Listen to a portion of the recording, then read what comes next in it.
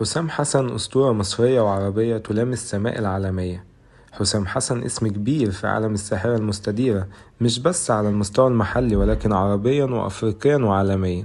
رحلة حسام حسن وتوأمه إبراهيم بدأت منذ مولدهما في 10 أغسطس 1966 بمنطقة حلوان محافظة القاهرة، حتى تولى قيادة منتخب مصر الأول. البداية كانت بانضمام التوأم إلى فريق ناشئي النادي الأهلي عام 1979 تحت إشراف الدكتور عمرو أبو المجد، واحتاج فقط إلى 5 سنوات لتصعيدهما إلى الفريق الأول في نهاية موسم 1984-1985 تحت قيادة محمود السايس. وكانت أول مشاركة لحسام حسن أمام الترسانة في 14 مايو 85 ثم الزمالك 26 مايو. واستمرت مسيرة النجم حسام حسن برفقة توأمه مع الأهلي حتى نهاية كأس العالم 1990، وانتقل سويا إلى باوك اليوناني موسم 90-91 ومنه إلى نيوشاتل السويسري موسم 91-92. وتألق حسام حسن في كأس الاتحاد الأوروبي وحفر اسمه في سجلات البطولة بتسجيله سوبر هاتريك في شباك سيلتيك الاسكتلندي، ثم عاد التوأم مجددا للأهلي لمدة 8 سنوات تخللها إعارة لحسام حسن للعين الإماراتي شتاء 2000. وحقق حسام حسن مع الأهلي 23 بطولة، وشارك حسام حسن في 300 مباراة سجل خلالها 142 هدف ليصبح ثاني هدافي الأهلي في تاريخه. ولعب حسام حسن كمحترف أكثر من 40 مباراة سجل خلالها 16 هدف. وفي أغسطس 2000 تفاجأ الجميع بانتقال حسام حسن وتوأمه إبراهيم للزمالك في صفقة انتقال حر هزت الوسط الرياضي، واستمرت 4 سنوات هي الأفضل تاريخيا في تاريخ القلعة البيضاء من حيث النتائج، حيث حقق مع الفريق 10 بطولات من أصل 11 بطولة حققها الزمالك في تلك السنوات الأربعة.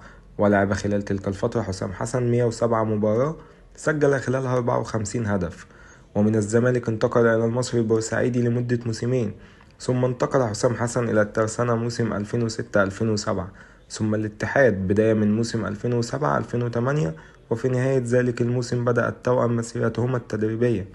وعلى الجانب الدولي انضم حسام حسن لمنتخب مصر الأول أواخر عام 1985 أمام النرويج، واستمر حتى عام 2006 حيث حقق مع المنتخب بطولة الأمم الأفريقية 3 مرات في 86 و98 و2006، كما شارك مع توأمه في كأس العالم 1990 وسجل هدف التأهل في شباك الجزائر، وشارك أيضا في كأس العالم للقارات 1999.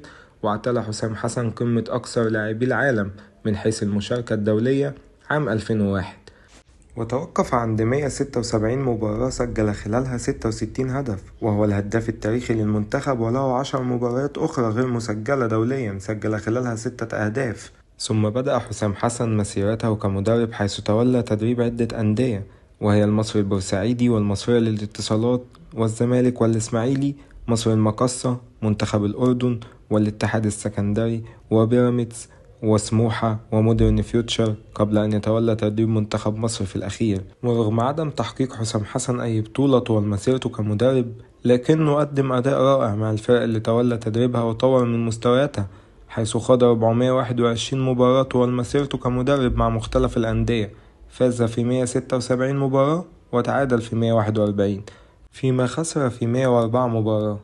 وقاد العميد الفرق التي دربها خلال 23 مباراة بكأس مصر، فاز في 16 مباراة وخسر في 7 مباريات، كما خسر نهائيين سوبر مصري من الأهلي، الأول مع الزمالك بركلات الترجيح 5-4 والثاني مع المصري البورسعيدي بنتيجة 1-0.